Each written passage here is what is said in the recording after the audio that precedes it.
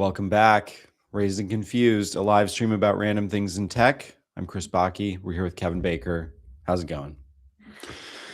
Do you notice anything different? I feel like you got paler.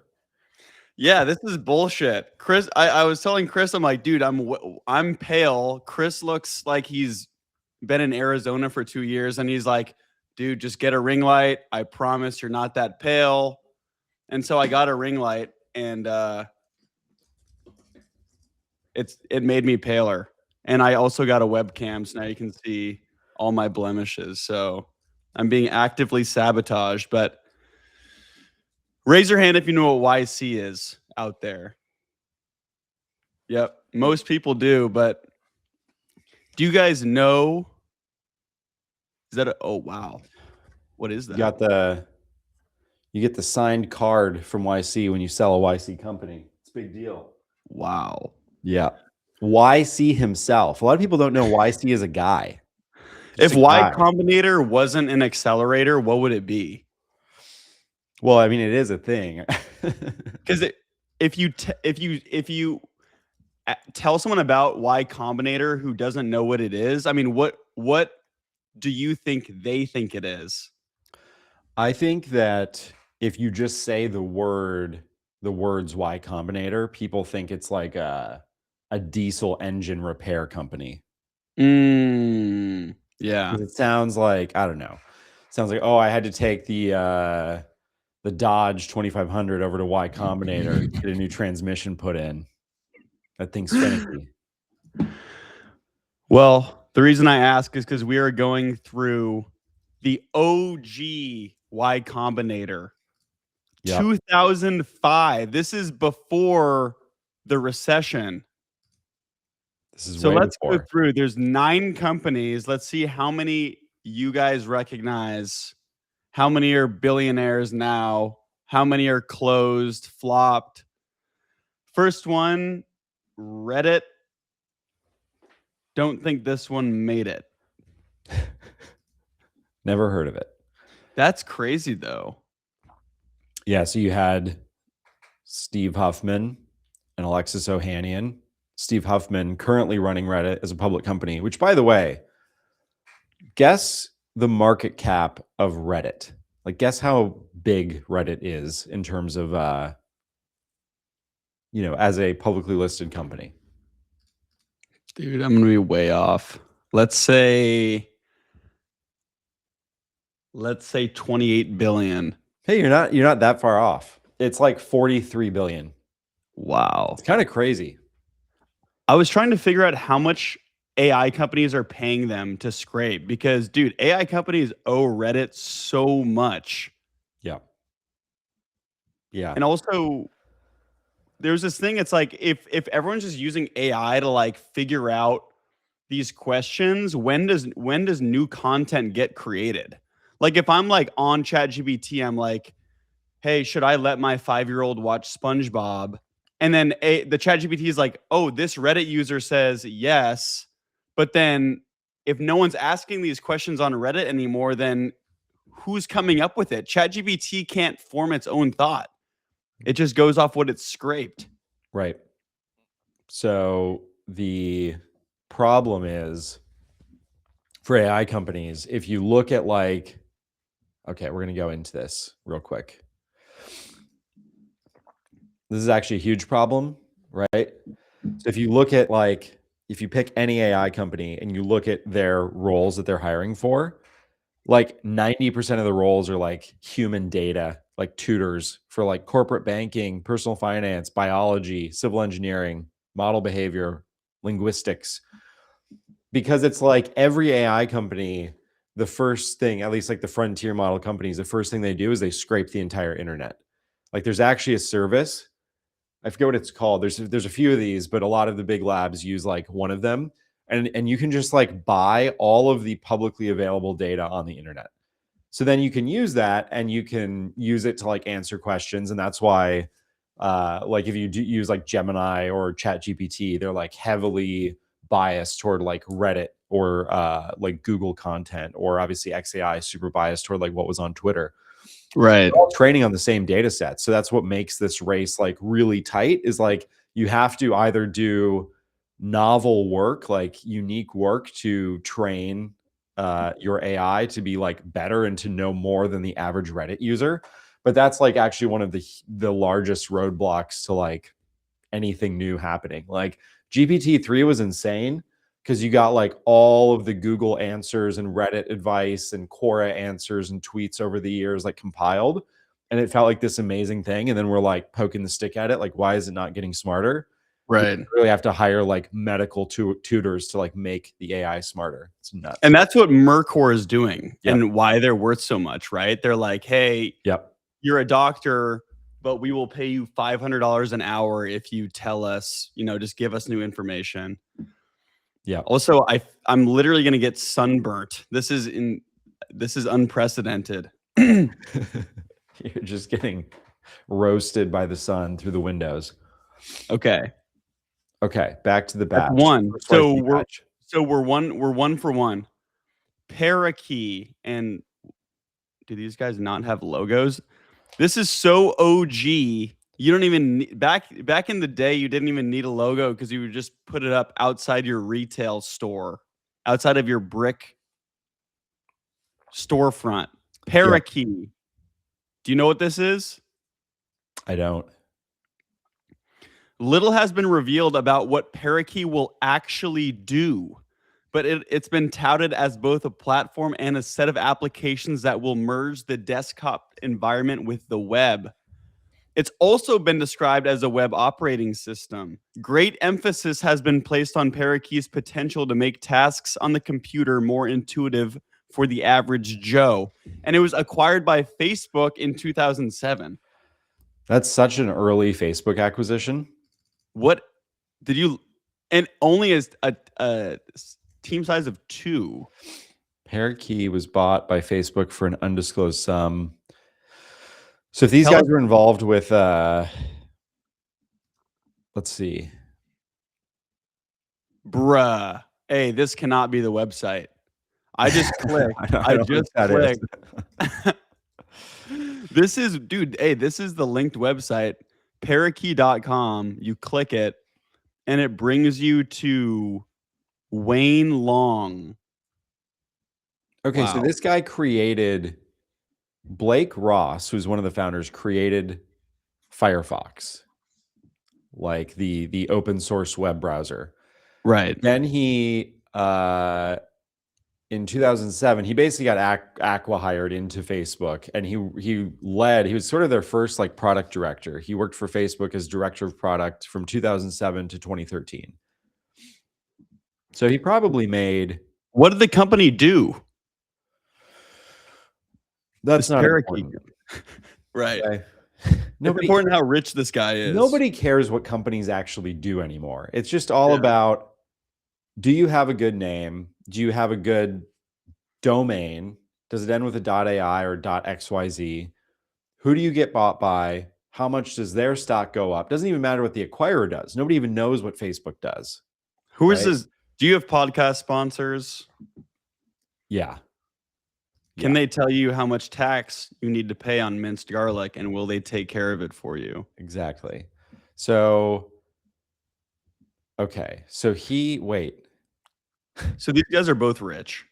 The founder of Firefox wrote his own screenplay for HBO's Silicon Valley, and it's hilarious. What? I don't know. I don't know what's going on. Huh? And anyways, now he's like at Uber, I think, or he was at Uber. So these guys are both rich, right? Blake Ross and Joe Hewitt.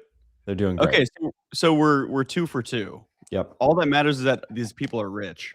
Kiko, very rich, by the way. Online calendar, really? Wait till online calendar in 2005 is crazy because let's see, you were like 30 something in 2005, so I was 39. Were you still? Yeah, you were still using a sundial to schedule meetings. Exactly. So this is OG Calendly. Is it? Keep and share a calendar. Yeah, I think that it was like trying to do. It was like less about. It was originally like the organization, and then it became about like you could schedule and like share your calendar. Yeah, as it says. And it integrates with AIM. Hell yeah. Yeah. And invite anyone to events. Let anyone view your account. Okay, so you say very rich, by the way. Yep. Not Because why? this, but Justin Kahn ended up co-founding Twitch. And his Oh. co-founder, I think, was Emmett Shear in this company.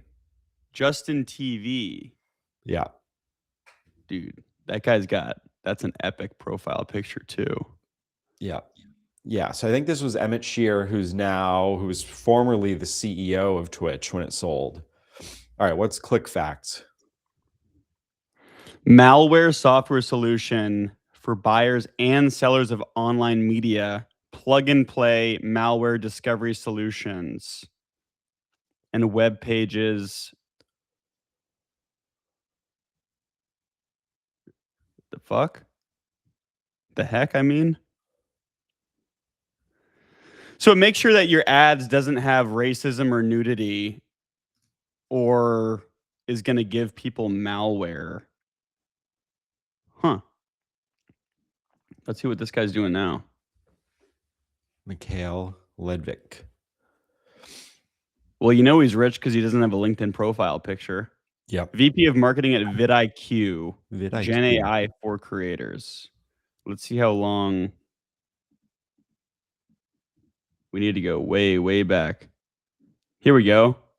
First batch of Y Combinator, SaaS tools for online advertising networks to stop offensive content, annoying ads, and malware. And they so after that, he was the director of retail for Busted Tees. Do you know what that is? No. Busted Tees was it was like a subsidiary of College Humor, which College Humor is insane. We need to do like a deep dive on this. Yeah. Two of my friends were like the early CTO and like the first engineer at College Humor, by the way. They created two massive companies within College Humor. So College Humor was, I guess this is like 2003, 2004. It was all these like funny videos on the internet.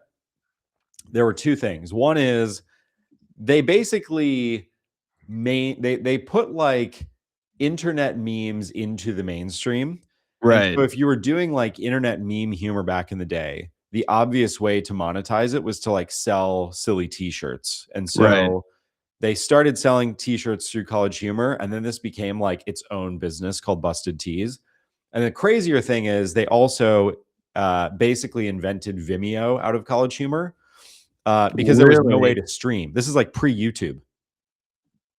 Like YouTube had not been invented yet. And that's so when they started this, it was founded like 1999.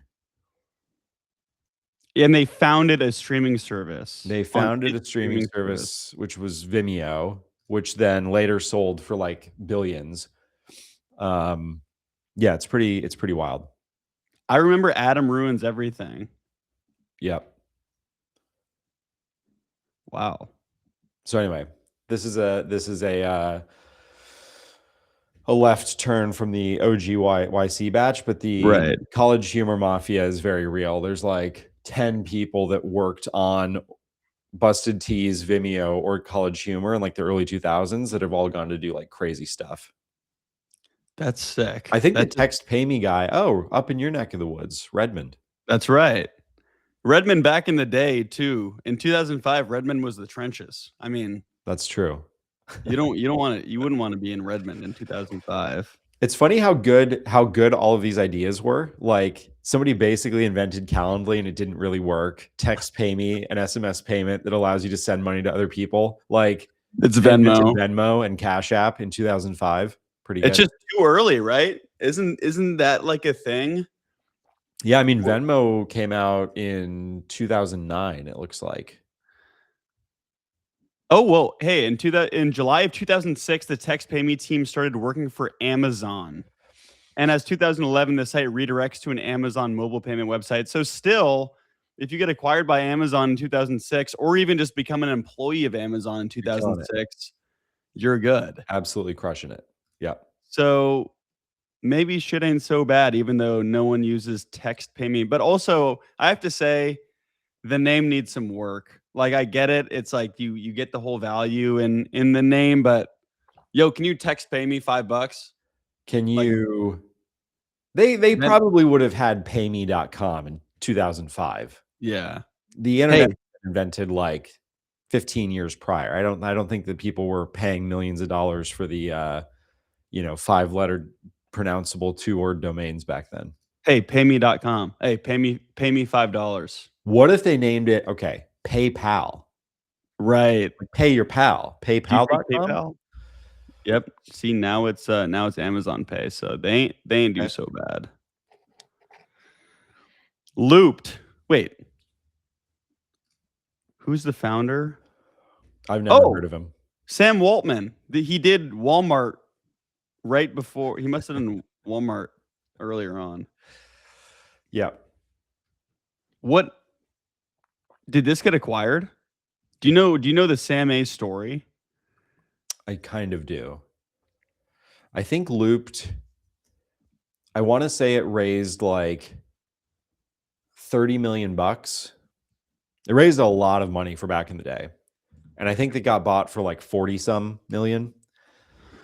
So I think the story was like almost all of that went to investors, but he made a little bit of money, which allowed him to start angel investing and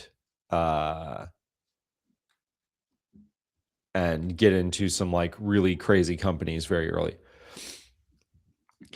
Looped, pioneering location-based social networking app, and it says that it's a big influence for Snap Map, with which Snap Map, I've always been the biggest hater of Snap Map. I mean, it's weird. That is weird. Like, you'll just be out with friends, and Snapchat is also probably the second app to go in my generation. Of at some point you say, that's it, I need to start deleting these things. Instagram is always the first one to go. Snapchat is usually second to go. It's just parasocial. Like, you see these people, you'll be hanging out with your friends, like drinking beers, and some dude will go on Snapchat map and just be zooming around, like looking where these people are. The weirdest part is that people are so open with sharing their location. Like, people like, yeah, anyone can see my location. And Snapchat, you have like 1,000 friends, most of whom you don't know. Just like Instagram, we talked about, you don't like actually know these people. You're like seeing who's together. It shows you who's hanging out. Just weird. I've never used Snapchat because I'm a father of 3 and I'm not trying to end up on some list. So, you'll have to tell me about it. I It's do just know that Snapchat has solved like 50 major crimes or more because really yeah, it's like weird shit where it's like, why, it'll be 2 a.m. and somebody will like screenshot the snap map or whatever of their buddy in some like abandoned warehouse or whatever. And then the next day, a dead body shows up in that warehouse. And it's like, why is Josh over here in this warehouse? I just so happened to take a screenshot of it last night. It's crazy. guess Snapchat's market cap. Oh, man. Snap Inc. I would say, I'll bet it's like 10 billion. Nice. 13. Okay. Are That's they at like an wild though all-time that low? Reddit is what 4 was times Reddit? as big?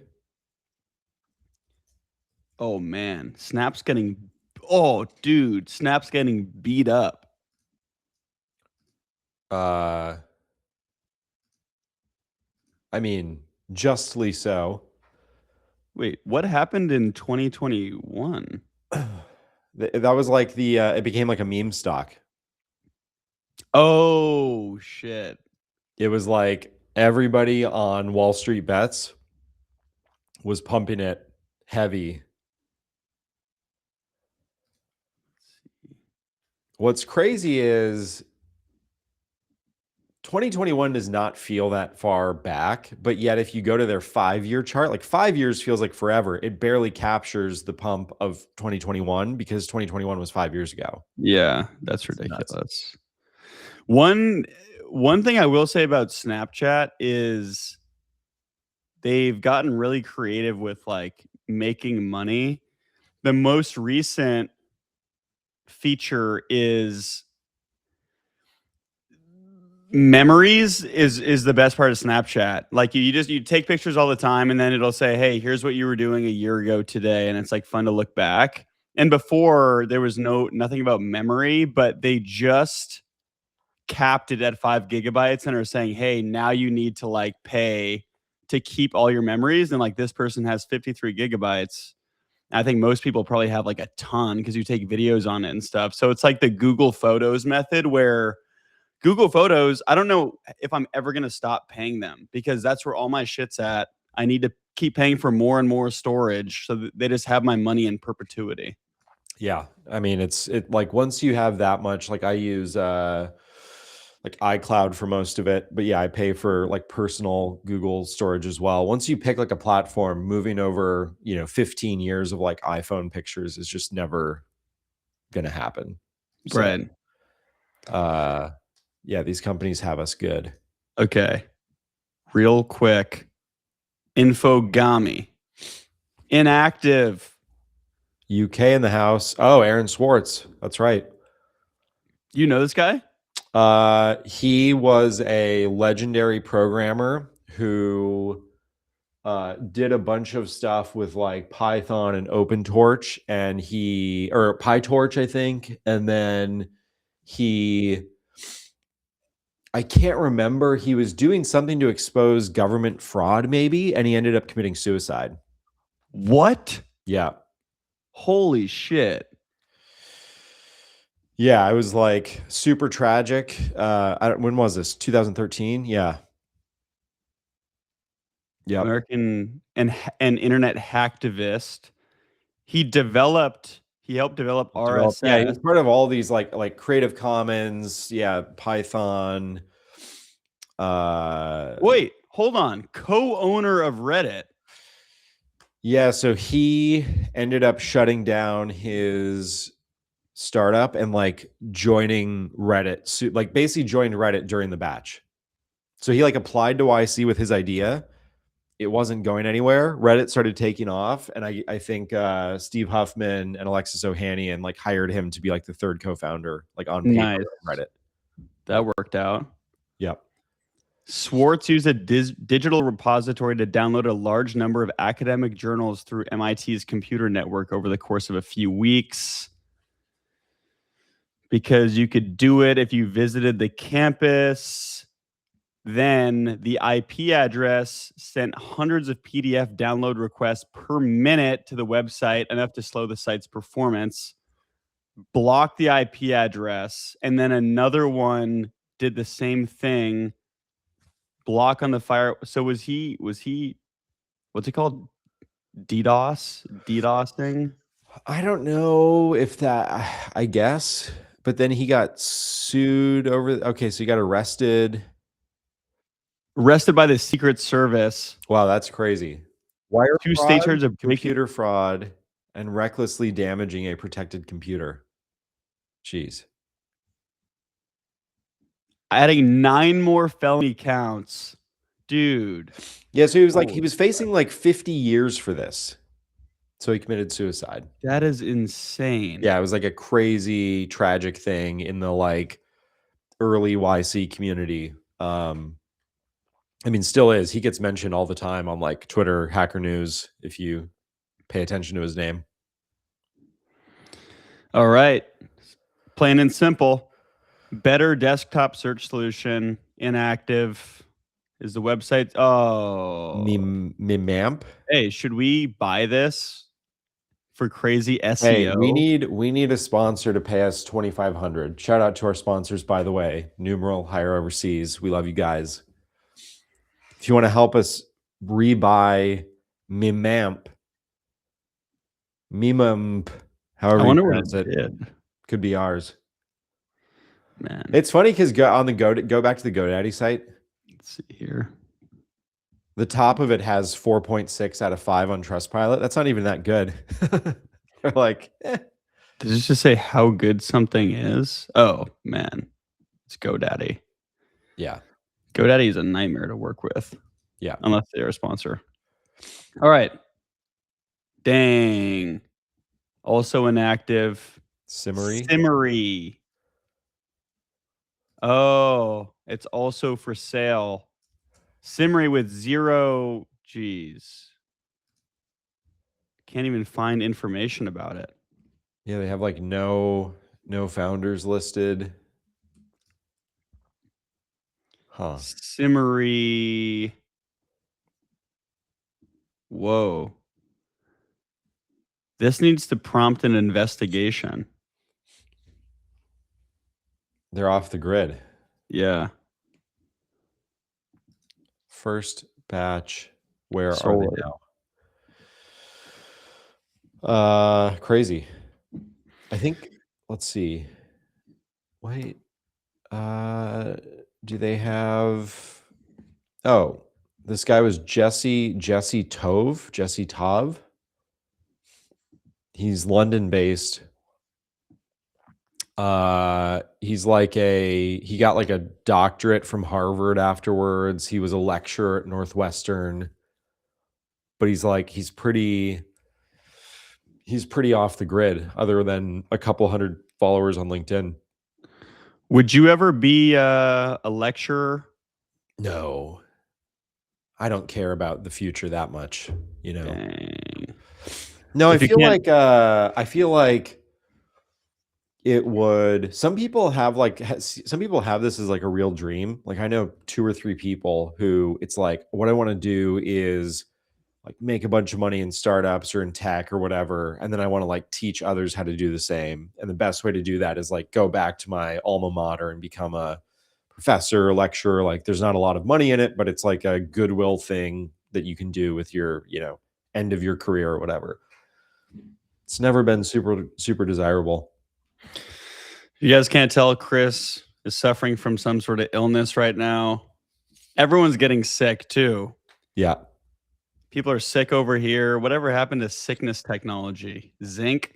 What's happened to sickness technology is I accidentally bought Dayquil and it had honey in it. It's like honey Dayquil.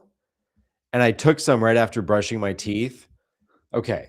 There's like on the scale of bad, there's like orange juice with toothpaste. This is worse. Like orange Dayquil with honey in it right after like minty fresh toothpaste. It's the worst thing that's ever happened to me. I love NyQuil. I like the grape NyQuil. I'm like a masochist. You're like a rapper though. You drink it in the morning to start your day. I'm pouring up. Yeah. I'm trying to figure out how many bottles of NyQuil are sold. The thing about NyQuil though, don't you feel like kind of groggy? Yeah, I mean, it puts you to sleep. And then if you I haven't had NyQuil in a long time, but a couple years ago I was like really sick, so I took some, and I remember waking up at like 3 a.m. and just being like, where the fuck am I? Yeah. Terrible. That you think you might have gotten like drugged and kidnapped. No bueno. That's the part that I hate about it. Like it's great. It actually works well. Like it suppresses all the stuff. I think it's terrible for you. But yeah, it's like the middle of the night, wake up, like where am I? Is Right. scary. I can't do it. So tell me what's been going on. What do you got? Anything interesting? All right, from this is kind of wild. This is a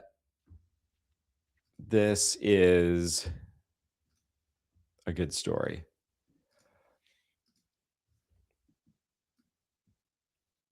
All right. The former CEO of Amazon Worldwide Consumer just vibe coded a custom CRM for his company over the weekend. Well, alrighty then. So this guy was the CEO of consumer for Amazon for 23 and a half years. He's now founded this new thing in Bellevue. I don't know what it does, not that important. But he wrote this post on LinkedIn that went kind of mini viral on LinkedIn, and then it went viral a bunch of times on Twitter.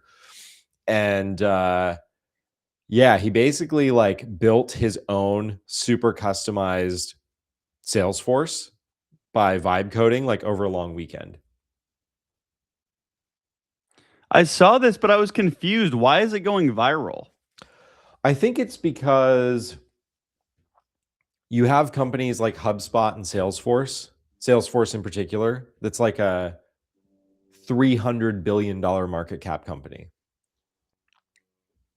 So I think what's happening is all the traditional SaaS, you can't like, there's still a ton of value in it, I think, for a lot of use cases. But the problem is, if you were using like Canva or Photoshop or all these different Figma, you're using all these different tools for like designers.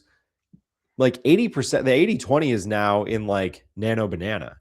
You're then paying for like HubSpot, and then you have a custom like Clay integration that like moves your personal data, and you're paying all these like HubSpot consultants. It's like, just go like vibe. Like, there's so many fields in Salesforce and in HubSpot that don't actually matter anymore. So all these companies are just turning to AI and being like, make me a CRM that works for my super customized specific use case. And just the amount of companies that are like built around this ecosystem that are going to have to like swing over and figure out like how to help better support the hand holding of like AI custom CRMs.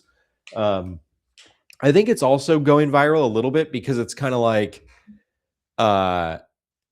this guy is not like, he's not the kind of guy that you would expect to do this. And I think that that's also why it's like, all right, if you're the CEO of Worldwide Consumer for Amazon, you don't need to be doing another company, period.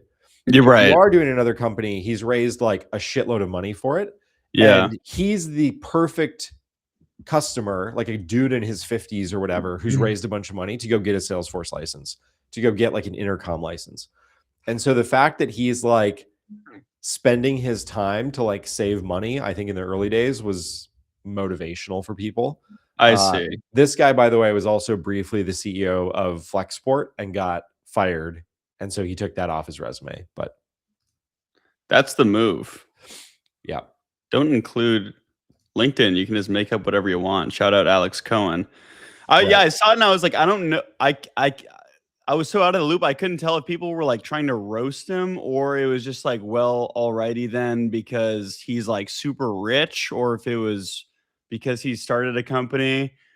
But I got to respect it, because I'm thinking like, okay, he's probably making, I mean, how much total comp do you think he was making per year as the worldwide CEO? We can probably get close to looking it up. Let's see. Dave Clark. Yeah.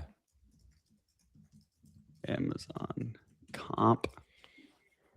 Damn, man, he's got 60K LinkedIn followers. So 56 million per year. Per year. Yeah. So that's insane. It's just for the love of the game. It's for the love of the game. Well, on Canva, I saw this and I couldn't tell if it was a meme or not. So you correct me. I don't think it is. Oh, wait. Here we go. The top IPOs expected in 2026. Is this legitness? Okay. It is a little bit, but here's the thing.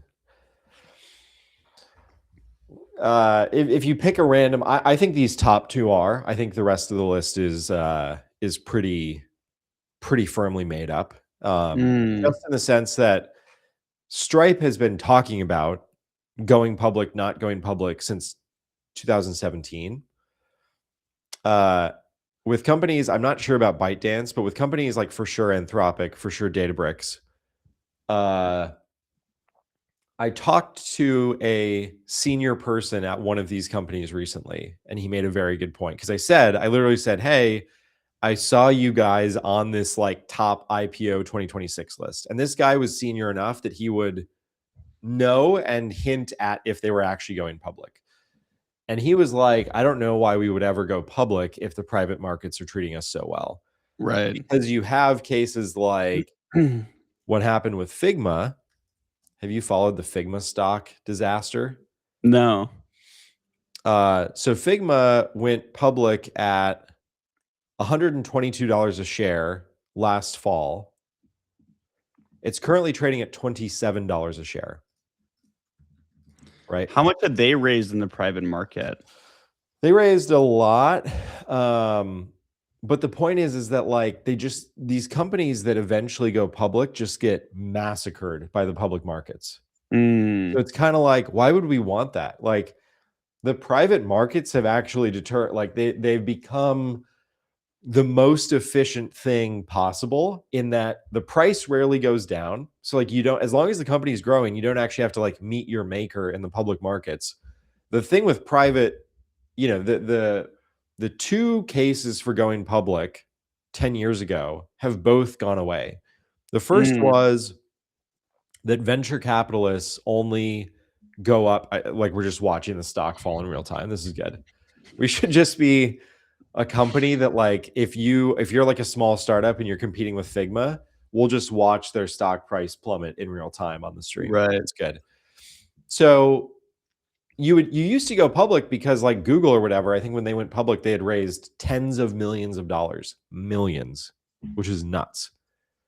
They went public because it's like the biggest VCs of the early and mid 90s would fund a company up until like Series D, and then it's like you're off to the races. And a Series D back in, the 90s was like 20-30 million dollars, and they might sell 25% of your company to get that. So the public market was always like, if your company has the need for more shareholders, more capital, like, you have to open it up to individual investors. The second thing was like less talked about, but it was for sure a thing. And so now, anyways, on the first point, you have Andreessen Horowitz raising $16 billion in like a fund, one company, and there's like 10 Andreessen Horowitzes now. So if your company, if you're Databricks and you need an extra billion or an extra 5 billion or an extra 10 billion, you just pass the hat around, and all these VCs are like, yeah, we got you. Right. The second thing was always liquidity for founders and early employees. And so it was like, there was a pretty staunch with a lot of these companies, like, do not sell any shares until you go public. And all of that changed. I mean, it started to change like a decade ago, but it very much changed over COVID.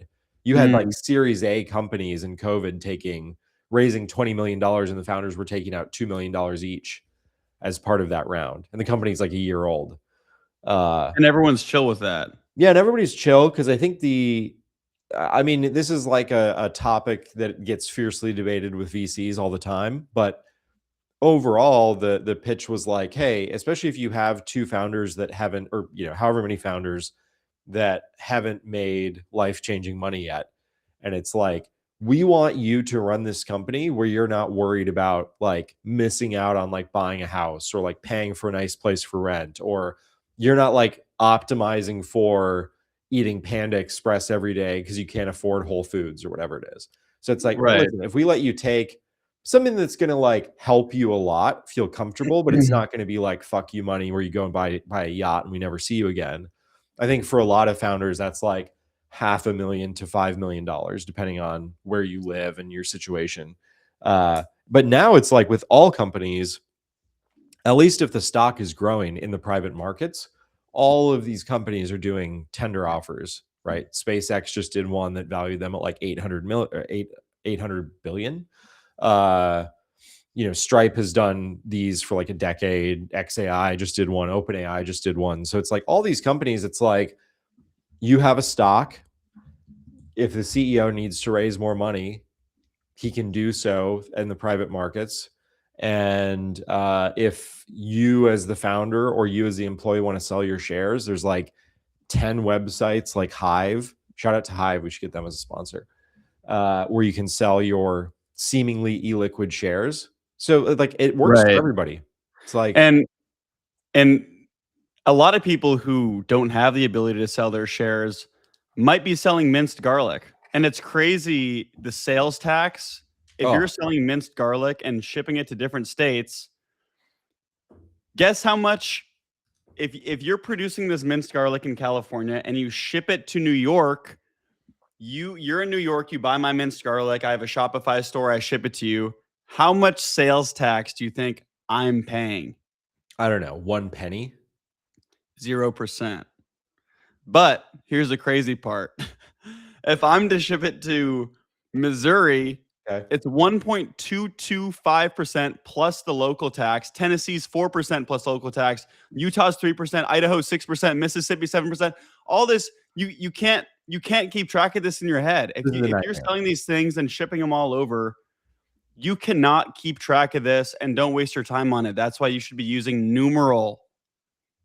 They will keep track of all of your sales tax and value added tax, which is also called very annoying tax. I just learned it's the AI native solution for sales tax in 70 countries.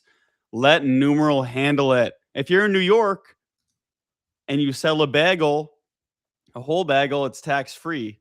Bagel, whatever you want to call it, it's okay. I'll sell you a bagel, no tax. If you slice it in half, it's now taxed 8.875%. What? Did you know that? What? Because now it's not a whole food, it's a prepared food. So there's all these things that, and you were in the bagel industry for 20 years, which is 22. I just right. retired after 22 years with the bagel company. And how were you calculating tax when you were selling these? We would just never pay any tax.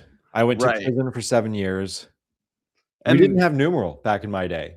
right. You know, when I was living in Detroit in the 80s, and I was a 57-year-old man trying to do bagel tax, we just didn't pay it. A lot of us went to jail. It was a terrible time in the 90s. Right. Yeah. And if you were to go back to that time and you had to rebuild your team, who would you use to hire? I would be using hireoverseas.com. Do you know what is why? that? What is that? So let me tell you a little bit about Hire Overseas, right? So a lot of people are stuck paying these ridiculous prices on sites like Athena, right? You're paying $4,000, $5,000 for an executive assistant or somebody to help prepare, your taxes, or somebody to help you bag bagels in the Detroit factory in 1983. Don't do that. Right. Because you know what? If you're paying $5,000, $6,000, the company that's selling you the talent is taking like 70% margin on that. So the individual workers are only making $1,000, $1,500, $2,000. Hire Overseas has way better margins, right? So they help boring businesses. They help hire executive assistants for startups. They've helped scale out entire marketing teams with creatives. They've even recently placed 20 of the same role with a big tech company. So these guys do it all from an individual, freelancer all the way up to like building out your entire marketing team. They're the absolute best. Hireoverseas.com. And this is a half ad read, half philosophical. But guys, with AI, you can go hire Kevin from the University of Washington, who just graduated with a finance degree, and pay him $100K to be your social media marketer and do SEO or social media posts. Kevin's going to show up to work hungover half the time, and he's also going to be using Claude to do almost all of his work. Hire Overseas literally trains their people on the latest AI tools. You can hire 4 people instead of 1 Kevin who are going to be using the same tools and probably have better training than Kevin does.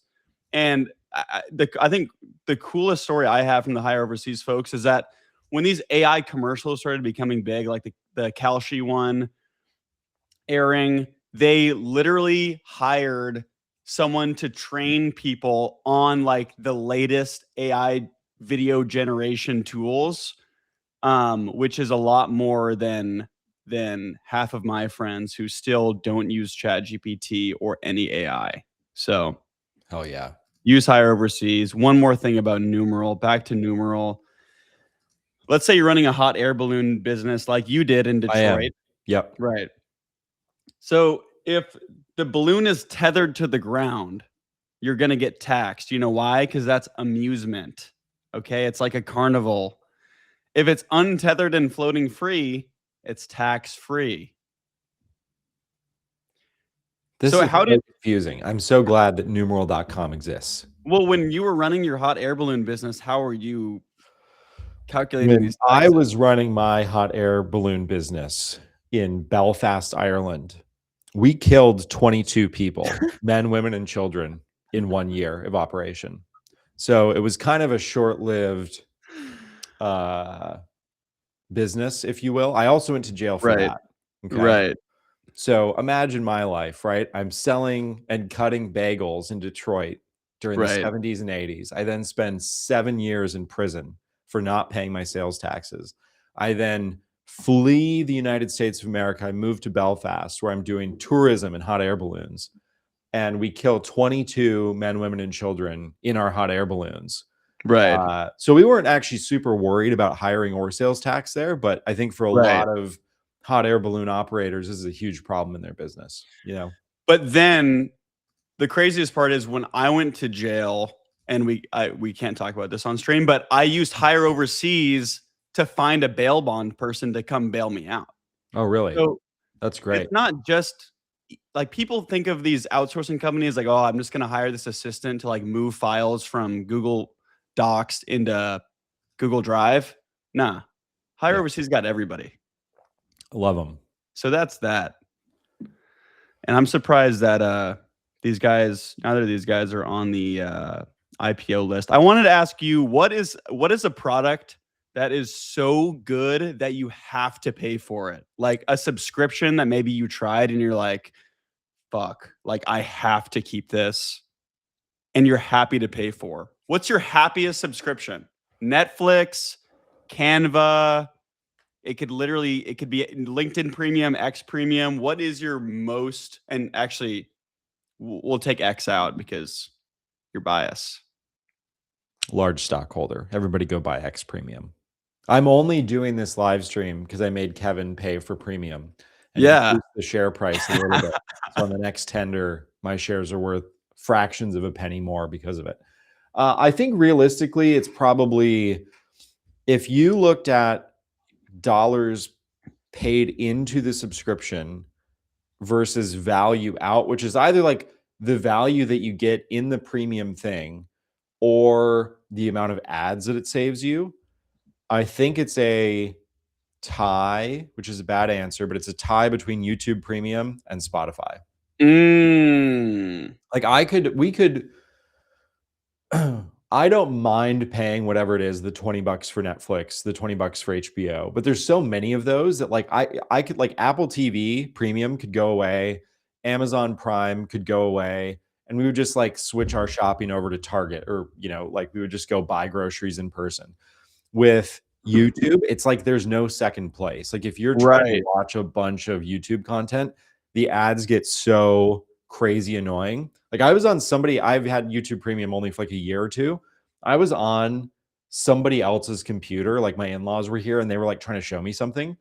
There was like a 30-second clip that they played like 2.5 minutes of ads that you had to like skip before it. Yeah. It's outrageous. So that's like $20 a month.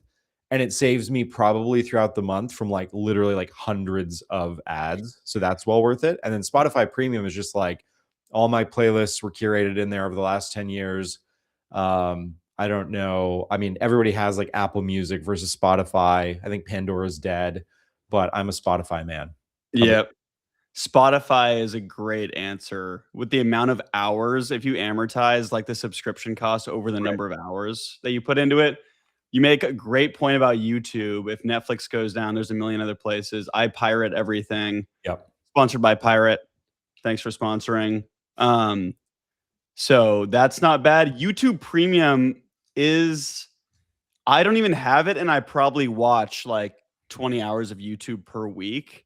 And I'm sure my life would be so much better if I got it. But I guess it's one of those things where I know if I start paying for it, it's over and I will never be able to go back and everything becomes inconvenient. But I think my most valuable subscription, I was between Canva or Spotify, but I ultimately think it's gotta be my annual Garlic Club subscription from Allison's Ranch. Yep.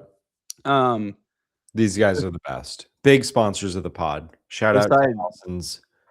January and August, when of course there's no garlic, but yeah, right to my door. No, jokes aside, I think Spotify or Canva is one. Canva is the only thing where I got the free trial and I'm like, I put the calendar reminder to like, hey, cancel Canva Premium, and the day came around and I didn't have the heart to do it. I couldn't do it because it's so good. Yeah. Honestly, the background remover, otherwise you have to search up free background remover tool and use that. One thing about YouTube ads, I will say, The other day I was doing a workout on YouTube, like one of the at-home workouts, like body weight, 30-minute, get ripped. And the guy was going way too fast. I was getting beat up. And a mid-roll YouTube ad came on, and I was so happy. I let the whole ad play. I caught my breath. I watched. I got water. Yeah. But I was like, it's interesting. Those guys are probably raking in bread. People want to watch ads in that case. Where else do people want to watch ads? The movie theater? Trailers? I haven't gone. Have you gone to a movie theater recently? I went to the new Avatar movie, but I left. I showed up late and then I left after like 45 minutes. And it was like a 3-hour movie, but yeah. You just couldn't do it. It was, man, I can't do the big franchise movies. Like and the dialogue, I think Dan's correct here. You want ads nowhere. I think we're in an age.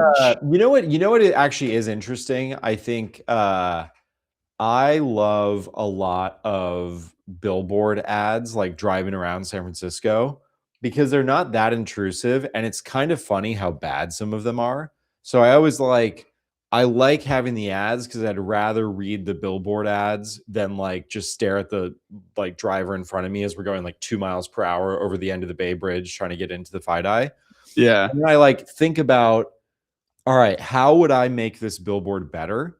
Right. I think with like 90% of them, they're terrible. It's like, if you have a billboard, don't just say the name of the company if there's 20 other companies that sound similar to your name. Because then I'm going to Google it. It's going to get lost. Like, I think the best billboards are just like numeral.com, sales tax compliance, and that's it.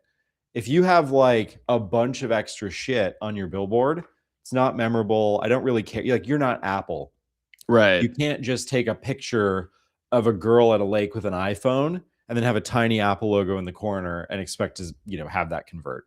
Right. So, I think we need numeral. Please give us a billboard budget and let us put together minced garlic in each state. If you were driving and you saw how minced garlic tax in each state, that'd be a banger. That would be dope.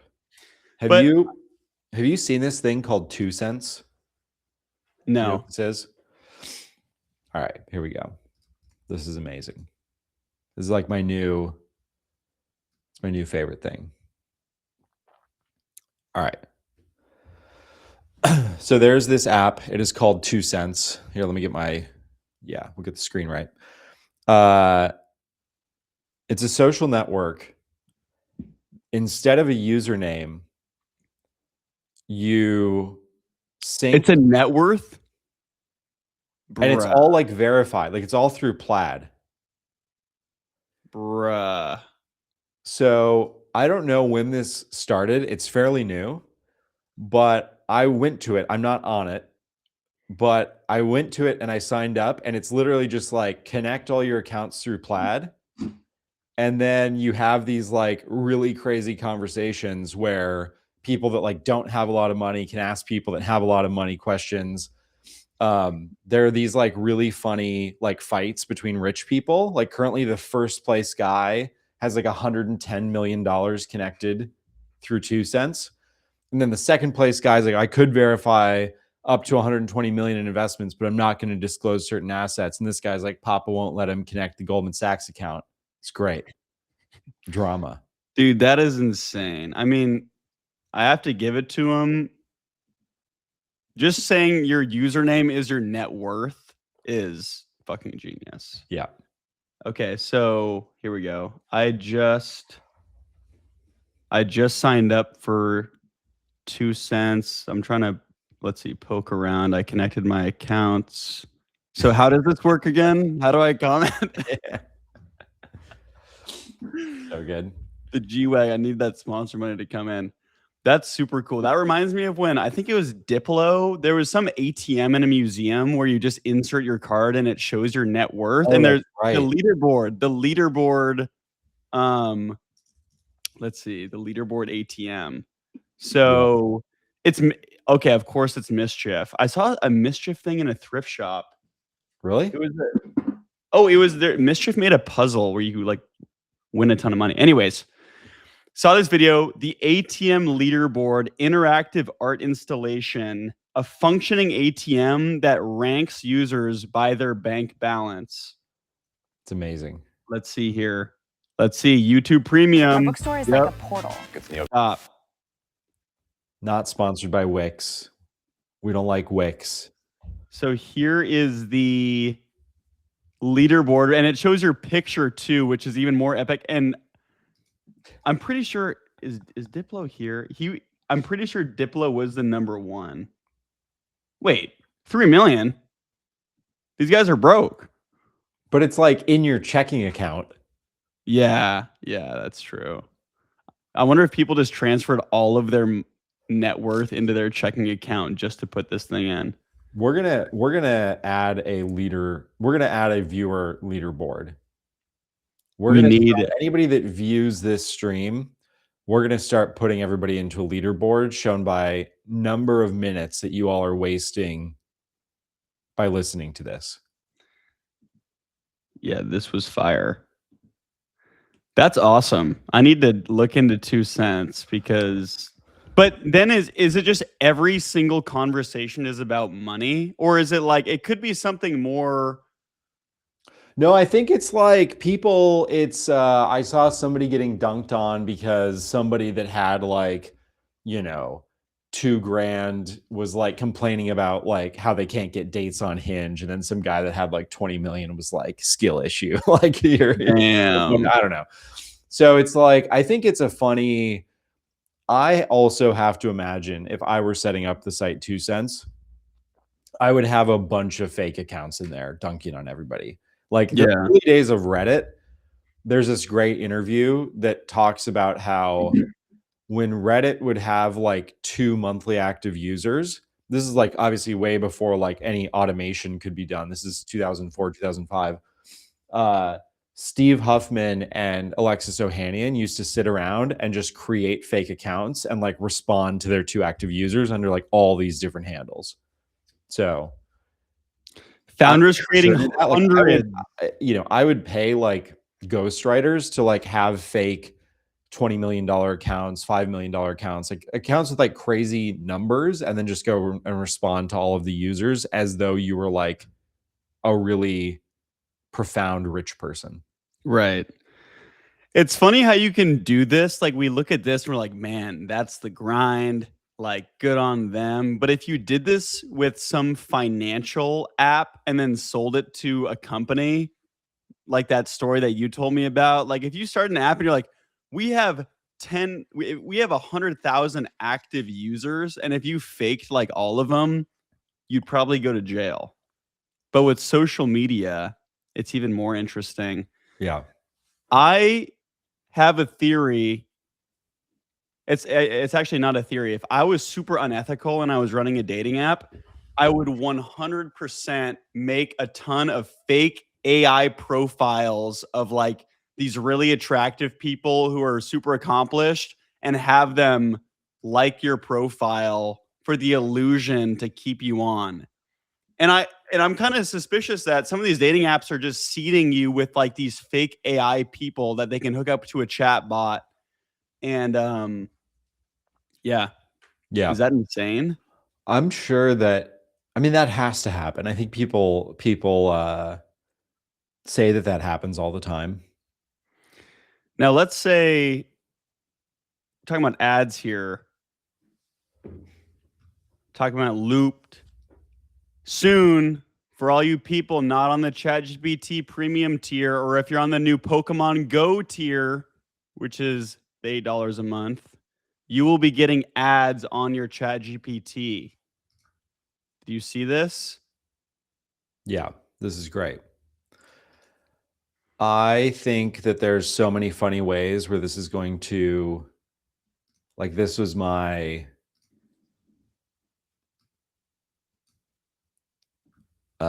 wait, what is wrong with like, yeah, like I think that There's a lot of really funny ways where people that are experiencing AI psychosis, you could just like put ads in front of them. And because they're already in like a state of crisis, like, yeah, yeah, sure, I believe that you're the next coming of Christ, or I believe that like, your mom is like working with the CIA. Uh, there's going to be insane ways that we get people to purchase things from like stamps.com. Right. Or like use ZipRecruit. Go spend $20,000 on a ZipRecruiter account. Right.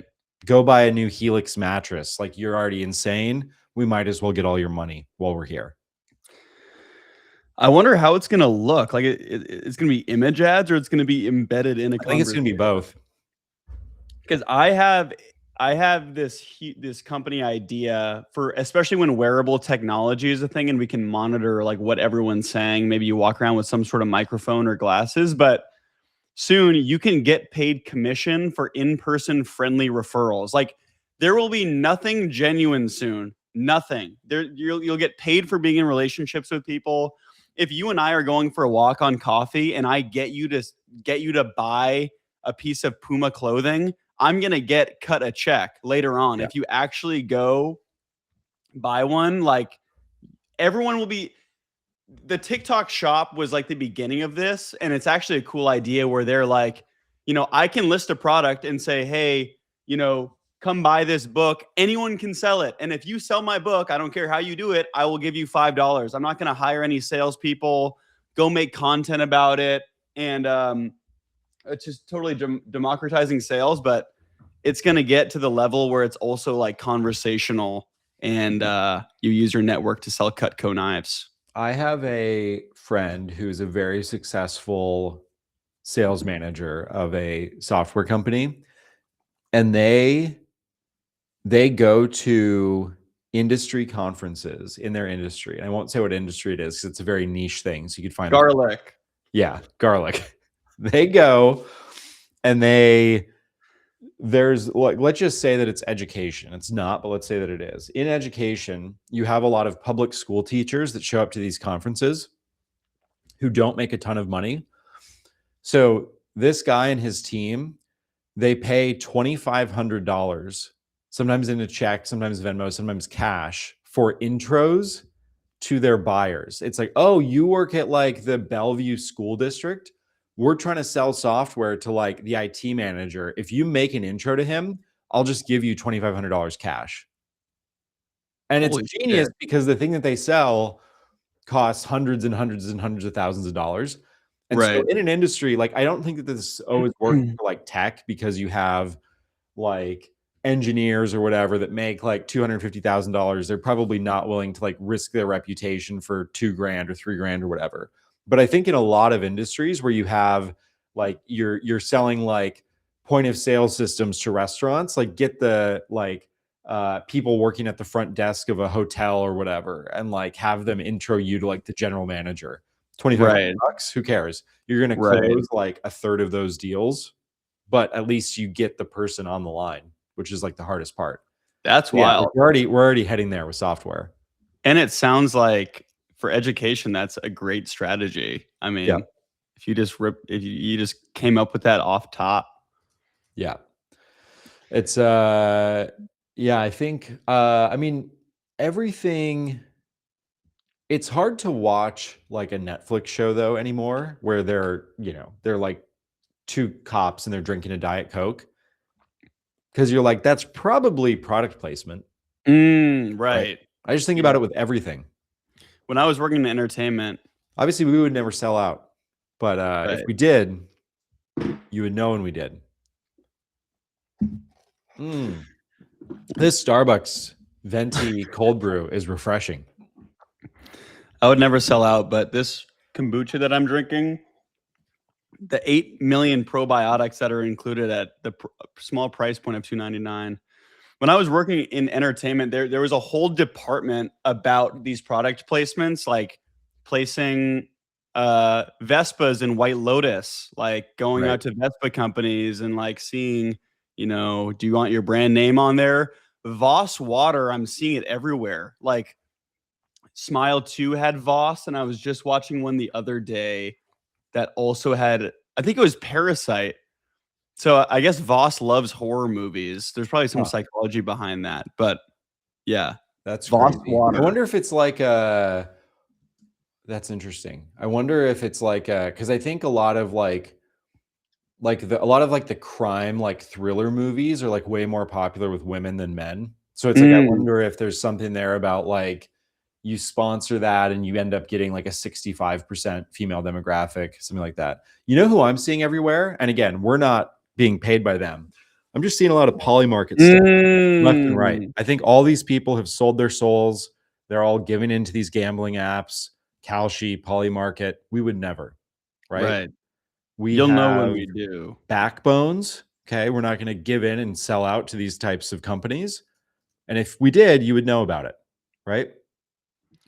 I mean, you'll know when we're wearing their merch and sharing our screens and showing all the different stuff you can trade on and making live predictions on speeches and stuff. But we're not. We're gonna stick to YC companies. Should we go to polymarket.com and see what some of the top I mean, bets are? just for fun, why don't we? Yeah, let's take a peek. It'll be nice. We can arbitrage using that green one too. We're gonna be at a live sponsor bidding war. What do we got? What do we got? Super Bowl champion. Hey, let's go. Let's go, Hawks. Oh yeah. Netflix earnings. Okay, so of course the Super Bowl, that's pretty entertaining. Trump Fed chair. Ugh, I don't really want to do that. Trump Greenland. Will Trump acquire Greenland before 2027? That's wild. Okay, these are all sports. I wonder what the that's crazy. There's $20 million in volume on this. 20% chance. That's wild. That's a lot. I mean, what are their top? Holy shit. They've got almost $1 billion in volume on the Super Bowl. That's That is insane. nuts. Yeah. That is I've heard that these are easy to fake. I'm not going to say the volume numbers are fake. We love polymarket.com. But if you had Denver's in there. Polymarket.com/minced garlic. Use minced garlic for $100 million free play. What has this is interesting. What has like the lowest volume right now that's on the homepage? That's crazy that Elon's like number of tweets has 27 million in volume. Like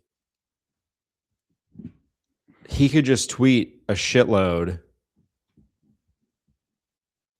and bag a free saying that 27 mil. he is like he didn't sign anything, but yet he's still like he still can't if it came out that he was like over tweeting just to do it or bet on it, then that was like did you see the Coinbase guy who just rattled off like every single word that was bet on him on Polymarket? Like he was giving a speech and he ended up getting in trouble for it.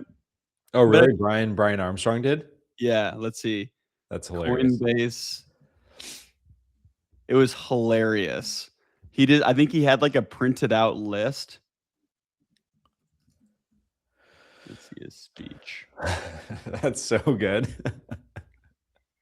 Yeah. So he was giving a speech, and then at the end of it, he pulled up like the most highest volume words, and he was just having a little fun. And he rattled off 5 words on an earnings call at the very end. That is hilarious. What were the words? I'll have to find a video of it. But it was at the end of an earnings call. That's amazing. Yeah. Man. I know that Caroline Leavitt, whatever her name is, the White House press secretary, did something similar. Like all of her, like, I don't know, there's some like weekly or monthly update. Every week, these updates are like an hour and a half long. There was some crazy under of like, if it's under 35 minutes, the payout's like 300 to 1 on Polymarket. And she was like mid-sentence and then was just like, that's all. And it was like 34 minutes and like 47 seconds. It was nuts. People are literally watching these things like sports. Yeah. That's crazy. During Coinbase's Q3 2025 earnings call, let's see if we can, let me pull this up. Q3. Here we go.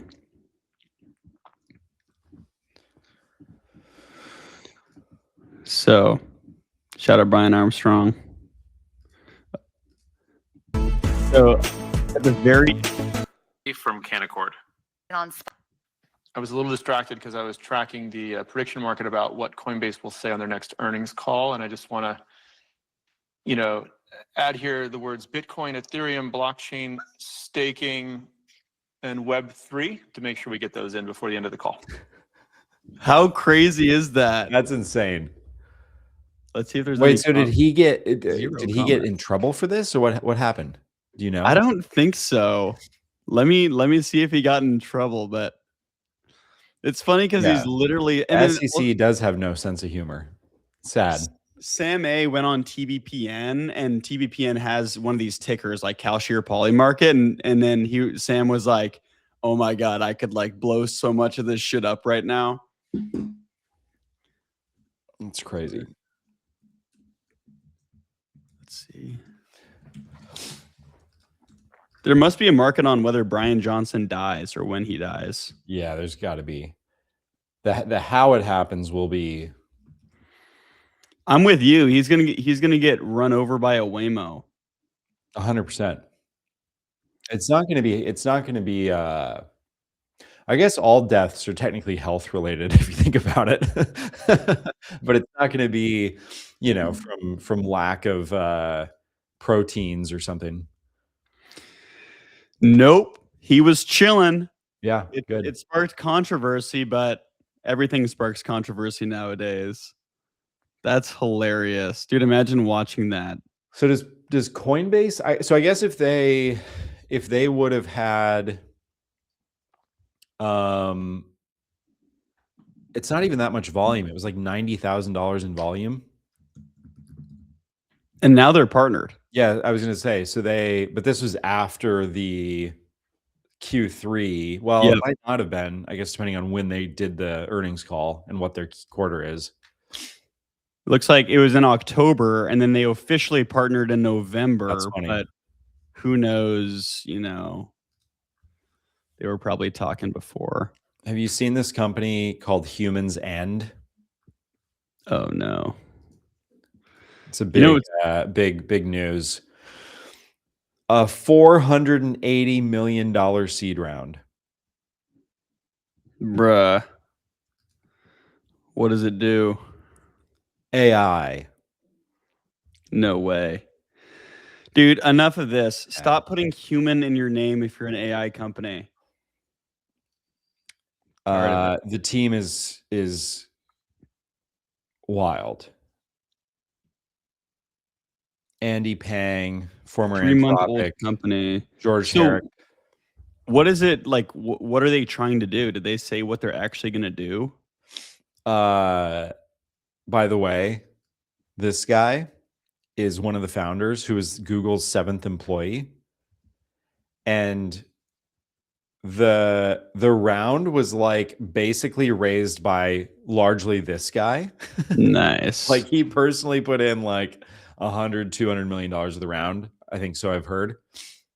Yeah, it's just it's kind of an interesting thesis. I think their thesis is that kind of what we were talking about before.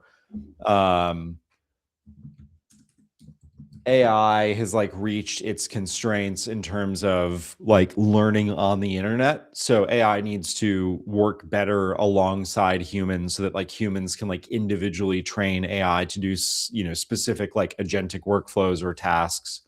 And if it does that, like AI will get smarter a lot faster. Rethinking.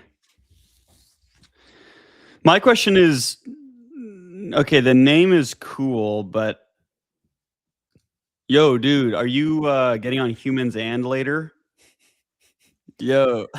Everybody's already saying like it's gonna get. We're gonna call it human sand. Nice. Oh my god, it totally looks like Human human sand. sand. Human sand. Like if you say it at all quickly, that's what it's gonna be. Isn't what's Joni Ives' company? Love and isn't it something like that? Yeah, but that got bought by OpenAI. Which I need to share this now. Everyone was speculating. We were speculating about what OpenAI and this wearable is going to be, and of course, I think you had it right. It's probably going to be a lamp or a blender. Everyone thinks it's going to be this thing, and this guy tweets, "It's an insertable."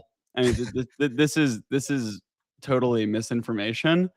But someone commented with a real interview with Johnny Ive, and I want to get your take on this.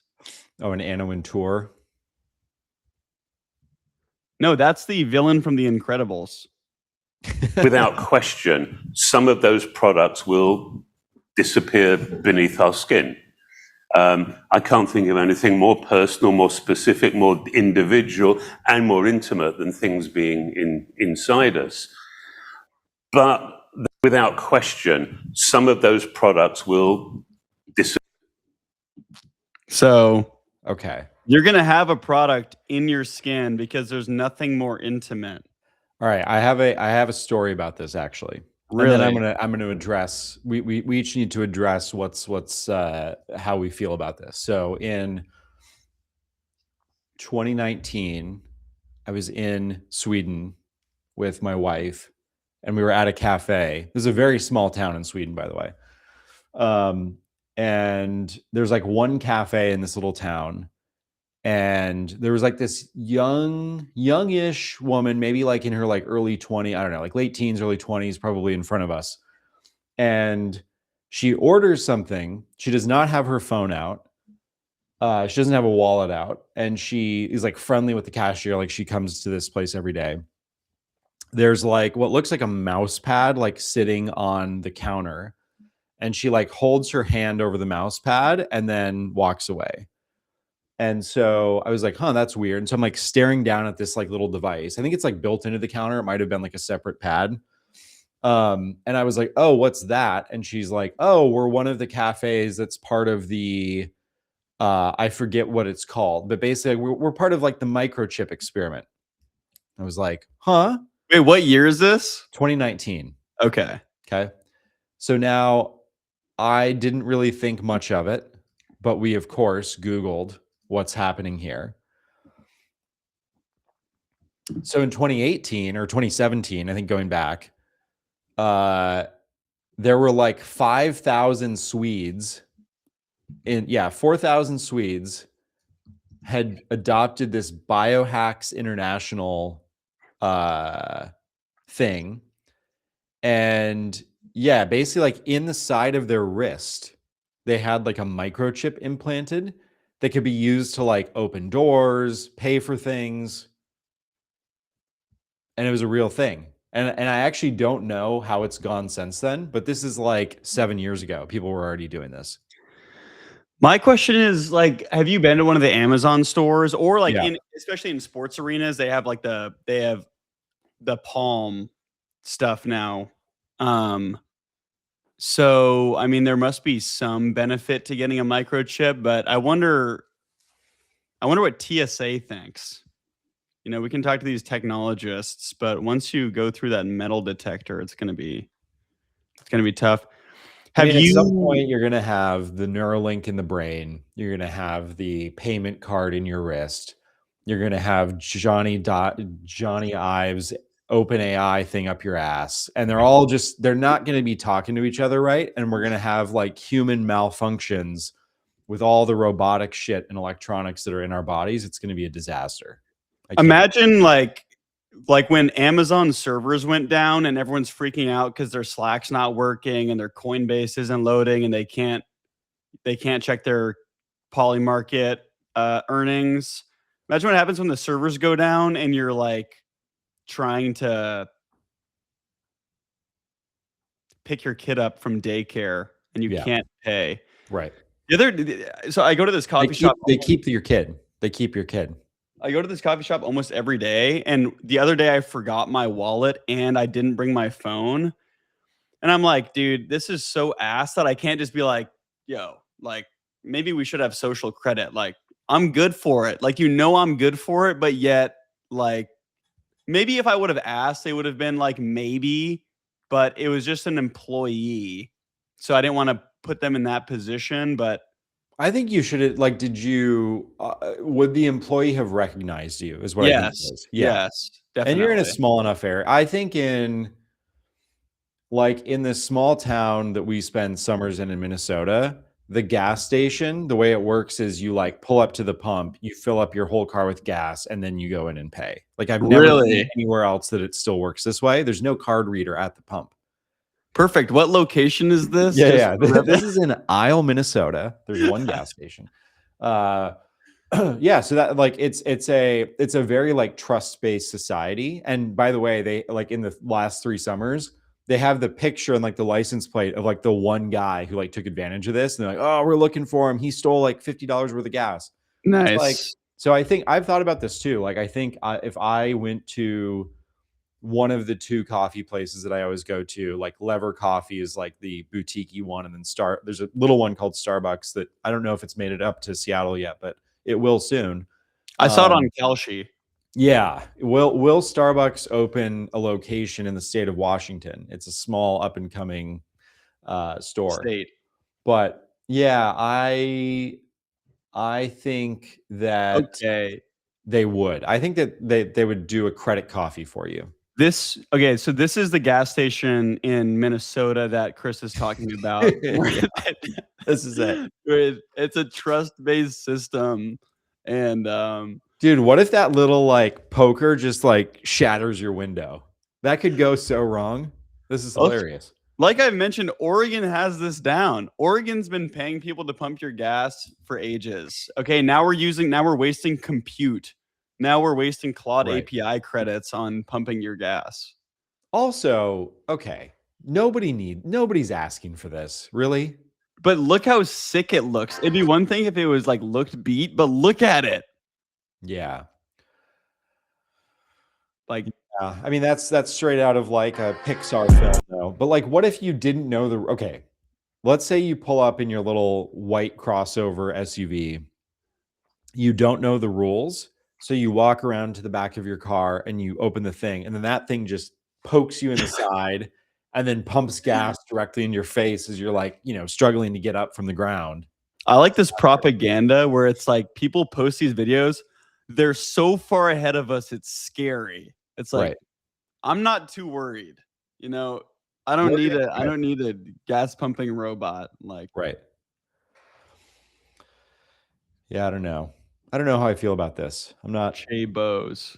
I think that there are so many things that I do want to be reformed by technology.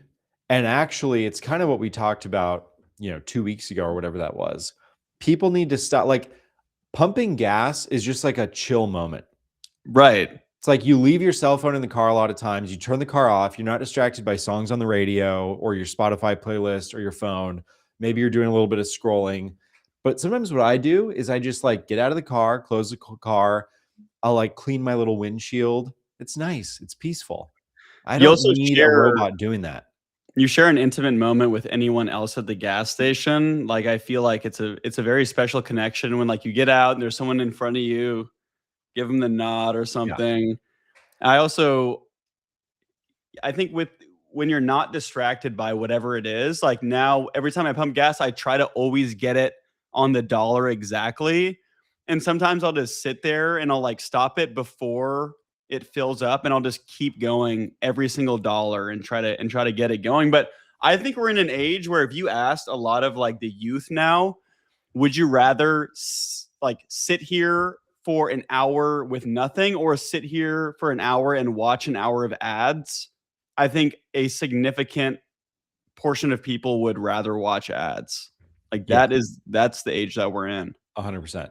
Is New Jersey the only state that you have to have a human pump gas for you?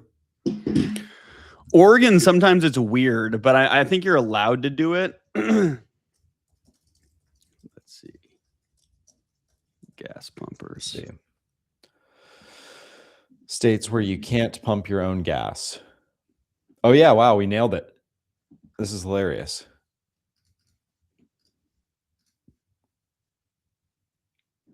Nice.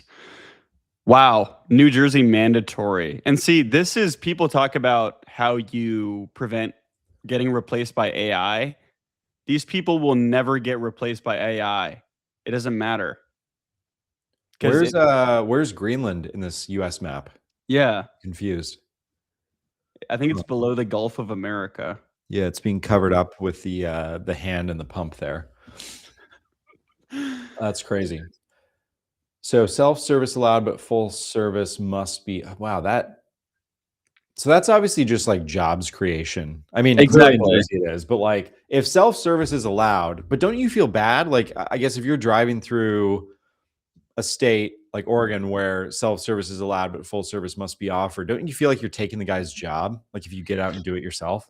I always let them do it just because I feel bad because the people are like, dude, this is like my thing. And imagine how dialed they are at like knowing the timing of the machine, when to tap the card, everything. I had something that's never once happened to me. I was pumping gas and not paying attention, and it was raining. So I don't know if that was like affecting the like full sensor, but I was doing what we were talking about. I shut off the car. I was just sitting there because it was raining. We're under the little awning.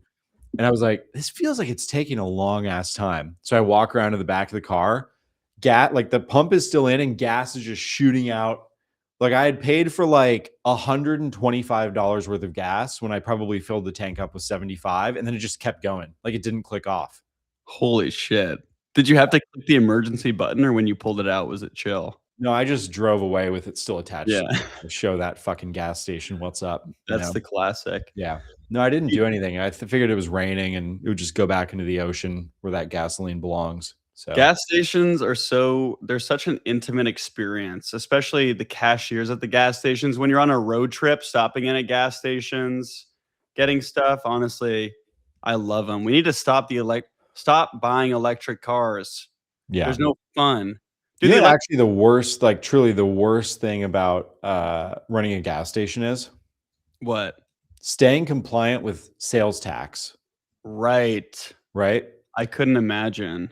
Yeah. And so if I was running a gas station, you know what I would be using? Numeral.com, because it's the AI native solution for sales tax. And so whether you're running the hottest technology company in the world, or you're running a tiny little gas station in small town Minnesota, you need Numeral to stay compliant with your sales taxes and VAT. Wait, when you were running the gas station in Detroit in the 80s, how were you doing tax? Well, so our gas station was kind of known for a mass casualty that killed 22 men, women, and children. I couldn't do gas. Running a gas station would be crazy. Now, one thing about Numeral, which is the coolest thing, is even if you have some casualty that you may or may not be responsible for, and it may or may not still be an ongoing court case that we actually can't talk too much about. If you're selling stuff, tax deadlines are the worst. If you're a procrastinator like me, you wait till the last minute to do anything, to get married, to have kids, to file your taxes. You wait until the very last second. And if you're like me, you forget to do a lot of those things. Numeral will literally pay any fines or penalties if it's not filed on time. So not only are they calculating all your stuff, they're also going to hold you like a little baby, let you go do whatever you want, and file it for you and pay for you. It's the best. Now, a lot of gas stations in New Jersey have been having trouble hiring people to pump gas because everyone's becoming an AI engineer, LinkedIn Right. ghostwriter, podcast clipper. Yep. I personally was in New Jersey a few weeks ago, opening up a new gas station, and I was walking outside. I was talking to someone. I said, "Dude, I can't find anyone to pump gas." And this guy came up to me. He said, "Wait, you've heard of Hire Overseas, though, right?" I was like, "No. What the heck is that? Mhm. And who are you?" And he said, "I'm Philip Ruffini. I placed 50 overseas hires at Rupa Health when I was running stuff for them. Now I just started my own company." I said, "That's crazy. Can you actually place gas pumpers?" He said, "Dude, we place way more than gas pumpers. They place people at AI companies." Now, I want to ask you a question, Chris. Let me pull these pictures What do you got? up. So, would you rather? I'm gonna show you two pictures, and I want you to tell me which place you'd rather be in. Okay. So, here's the first one. I want you to give us a little analysis and tell me what comes to mind first when you see this. Like, does it look chill? Is it somewhere that you'd want to hang out? There's no the vibes are off, I think. Can you? And now I'm going to show you this next one. Yep. Oh yeah. Is this somewhere where you'd rather be? Yeah. This is the spot.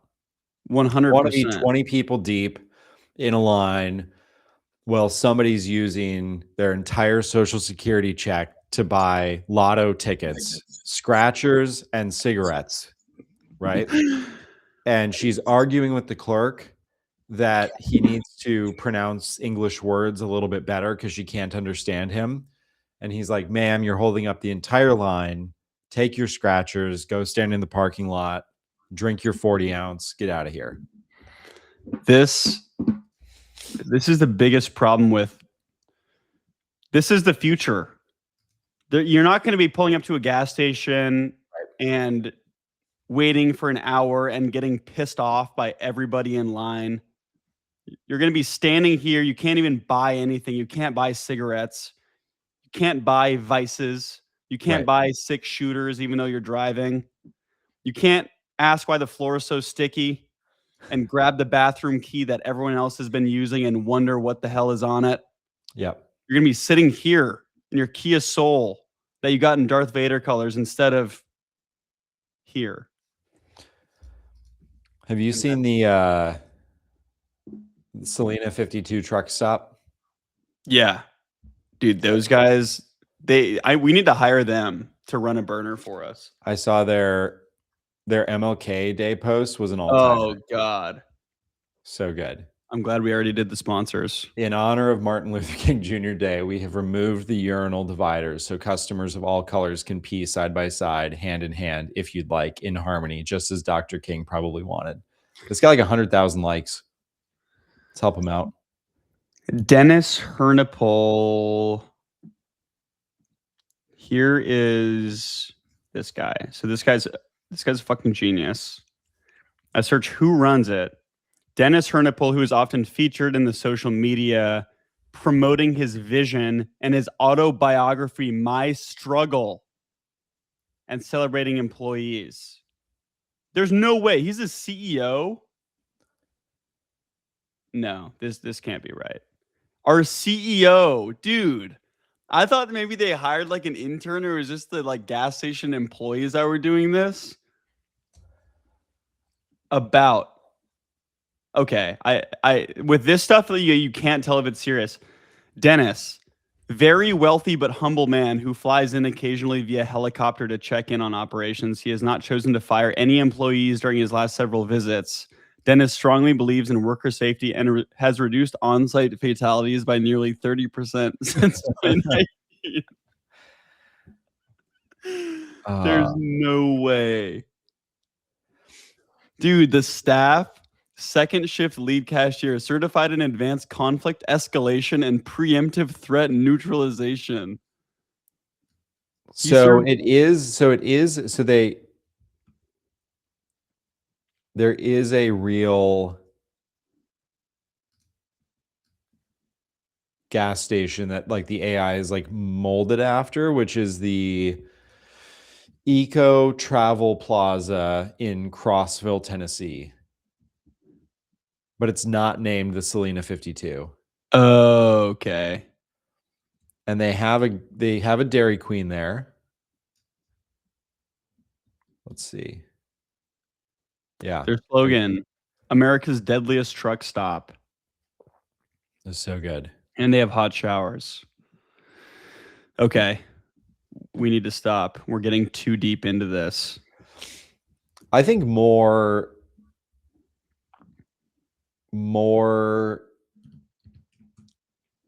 brick and mortar businesses need to hire like shit posters to like blow them up though. Absolutely. Like, but I don't understand, like the Celina 52 thing is weird because I thought originally there actually was a real gas station, but the fact that there's not is kind of disappointing. Like if they just took over, like if they used all the funds from going mega viral on all these, because they go viral on Instagram, on Facebook, on Twitter, like buy a real gas station. Right. It would become like a huge tourist destination. People would easily pull up just to take a picture. Yeah. Next time I'll have to show you this Costco employee who's gone viral, and now people just go to the Costco just to take a selfie with this guy who checks the receipts. That's amazing because he's just like a legend. Yes. He's a complete legend. I'll make a note of that to write that down. Okay. All right. Are we what else? I have to go pick up an old guy from the gym and show him a cave. This guy it's the same guy. He keeps his flip phone in a microwave, and he's going to Mexico, I think, to kill himself because he keeps he's like saying this. He's like super sick, and he's saying, "Oh, I'm getting a one-way ticket." He's saying this this crazy shit. Anyways, he wants to see this hidden gold mine cave that I found on the island. So I told him that I would show him that. We need a live stream from the cave on Thursday. We're back. We are also need to talk about this next time because he told me about this. Don't get cremated. Don't get buried in a box. Get composted and get turned into a blackberry bush. We actually need to go over this. Don't look into it. I want you to guess the pricing and everything. I'm going to leave you guys on this note. If your relatives are sick, send them my way. I'll go show them a cave that I found randomly. Take a picture and we'll pull up the photo next time. I will. Thursday. This guy is also afraid of photos because he keeps sending me Palantir YouTube documentary links. I'm not joking. So you should buy like a Palantir hat where the logo is small, and then every time you see him, just make the logo bigger. Bigger. Wait, is that a Palantir logo? Thanks to all of our sponsors: numeral.com, higheroverseas.com, palantir.com, Celina's Truck Stop 52.net, to facebook.com, polymarket.com, calshi.com.